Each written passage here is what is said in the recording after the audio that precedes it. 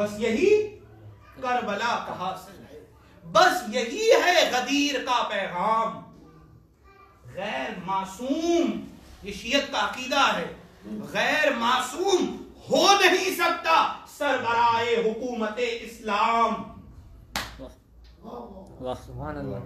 یا پھر آپ یہ کہہ دیں اسلامی حکومت نہیں ہے، نہیں تو پھر آپ اگر غیر معصوم سربراہ بنائیں گے، ایسا ہو نہیں سکتا. اسلامی حکومت اس وقت قائم ہوتی ہے جب اللہ کا نمائندہ اس دنیا میں آتا، وگرنہ سب ریپلیکا ہے، ڈپلیکیٹ ہے. آپ کے سامنے اس کے نمونے ہیں.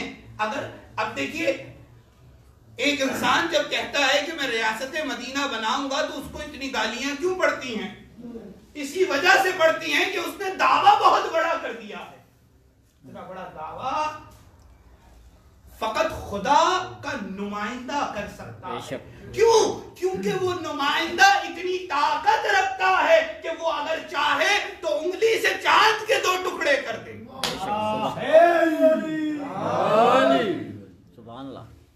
وہ اگر چاہے تو ایک انگلی کے اشارے سے چاند کے 2 ٹکڑے کر دے. تو اس کو انسانوں کو سنبھالنا آتا ہے. اگر اس کو ہٹا دے اور عام جیسے ایرے غیرے نتو خیرے یہ کہنے لگ جائیں کہ ہم ریاست بنائیں گے وہ بھی اسلامی، یہ ممکن نہیں ہے. یہ ممکن نہیں ہے. یہ دعویٰ بڑا ہے. نتیجہ کیا ہوتا ہے کہ ہر سیاستدان اور حکمران کے نصیب میں یا ایک وقت تختہ ہوتا ہے، دوسری وقت تخت ہوتا ہے. کبھی تخت ملتا ہے، کبھی تختہ ملتا ہے.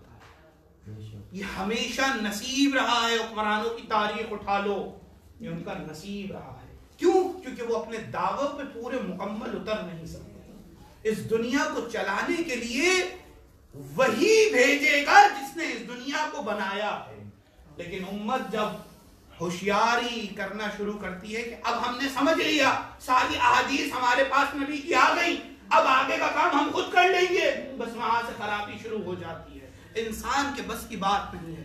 انسان یہ کام ان کے ہیں کہ جن کا ظہور ہوتا ہے، بس عذاب. یہی ایک موضوع ہے ان ایام. یہ ایام، ایام فاطمیہ، بی بی فاطمہ زہرا کے دن. درود بھیجے محمد.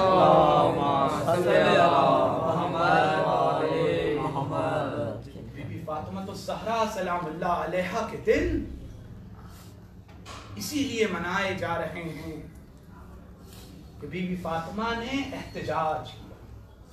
دیکھو غلط کر رہے، دنیا نے نہیں سمجھا یہ محمد کی بیٹی ہے. یہ وہ ہے جسے ام ابیہا کہا جاتا ہے. ام ابیہا یعنی کیا؟ اپنے باپ کی ماں. ام ابیہا جس نے نبوت اور امامت دونوں کو محسوس کیا ہے، جس نے نبوت کا بوجھ بھی اٹھایا ہے، امامت کا بوجھ بھی اٹھایا ہے. یہ وہ ہستی ہے. اور جانتے ہیں، دیکھیے ایک وقت تو دنیا دیکھ رہی تھی، بات میں نے وہیں سے شروع کی تھی کہ اس سورہ توحید کو، اتحاد، وحدت اور ولایت اور اس کی حکومت کو تم سمجھ نہیں سکتے. یہ آخری زمانے کے لوگ سمجھیں گے. بات یہیں سے شروع.